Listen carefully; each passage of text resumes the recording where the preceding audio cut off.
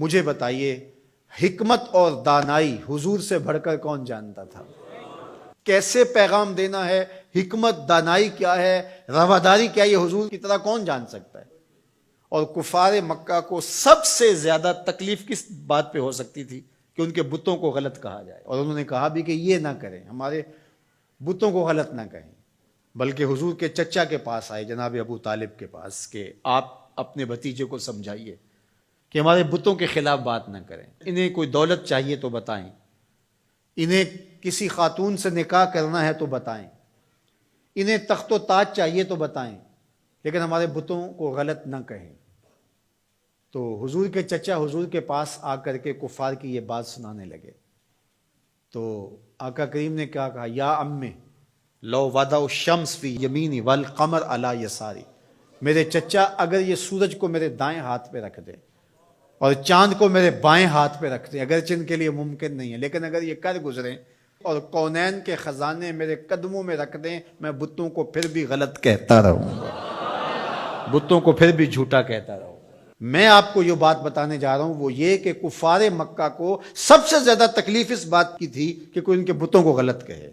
اور حضور سے بڑھ کر حکمت کون جانتا تھا؟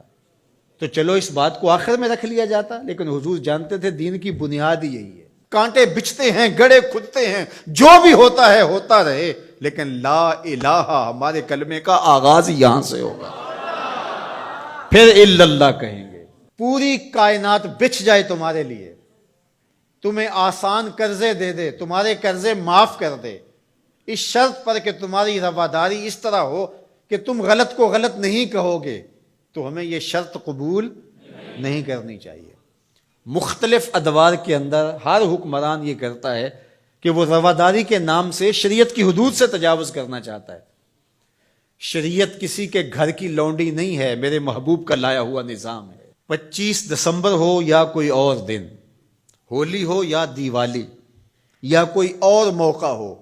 غیر مسلموں کے ساتھ ہمیں رواداری کا جو سبق ہمارے دین نے ہمیں دیا ہے ہمیں اچھی طرح سے یاد ہونا چاہیے۔ ہم نے غیر مسلموں سے رواداری کا طریقہ مغرب سے نہیں سیکھنا، آمنہ کے لال سے سیکھنا ہے۔ تو ہمیں کبھی بھی اس عقیدے سے انحراف نہیں کرنا چاہیے۔ ہمارے آیان اقتدار، ہمارے کار پرداز ذمہ دار حکومتوں کے تخت و تاج کے مالک مختلف ادوار کے اندر ایسے فول کر جاتے ہیں کہ جو شریعت کی دھجیاں اڑانے والی بات ہوتی ہے، اور وہ اس کو رواداری کے نام پہ کر رہے ہوتے ہیں۔ ان کے ساتھ رواداری کا یہ مفہوم نہیں ہے کہ جا کے جو ہے وہ ان کے بتوں کی آپ تعظیم کریں اور ان کے اوپر چڑھاوا چڑھاویں یا پرشاد جا کے ان کی کھائیں، یا اسی طرح جو ہے وہ کرسمس ڈے کے اوپر ان کی تقریبات کے اندر اس طرح شامل ہوں کہ ان کے مذہبی شعار کو آپ جو ہے وہ اختیار کر رہے ہوں، تو یہ ہمارا دین اس کی اجازت نہیں دیتا۔ باقی وہ جو بات کہی گئی کہ تم ان کے جھوٹے خداؤں کو گالی نہ دو، وہ تمہارے سچے خداؤں کو گالی دیں گے، تو اس کا مفہوم یہ نہیں ہے کہ انہیں جھوٹا نہ کہو، انہیں غلط نہ کہو،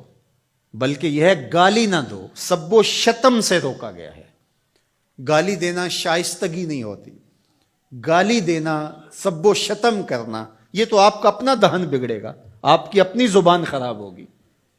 تو اس سے منع کر دیا گیا ہے گالی نہ دو۔ تو اس کا مفہوم یہ نکال لیا گیا کہ ان کے بتوں کا احترام کرو، یہ مفہوم نہیں۔ تو یہ نہیں ہو سکتا۔ رواداری اپنی جگہ پر،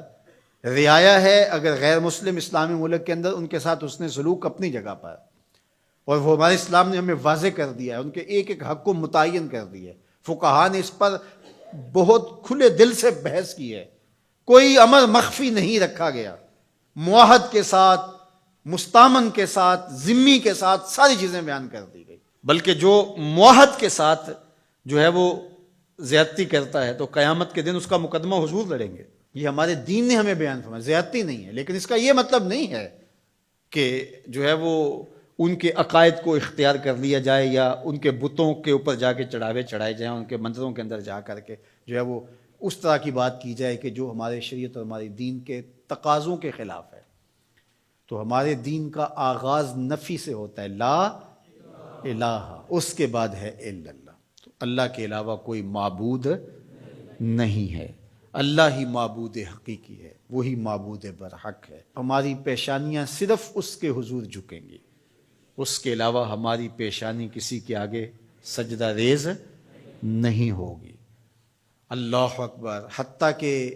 پیغمبر بھی ہوں ان کا احترام ہماری زندگی ہے، لیکن سجدے کی اجازت ان کے لیے بھی نہیں دی گئی۔ ان کو اس مقام پہ نہیں کھڑا کر سکتے جو شان معبود برحق کی ہے۔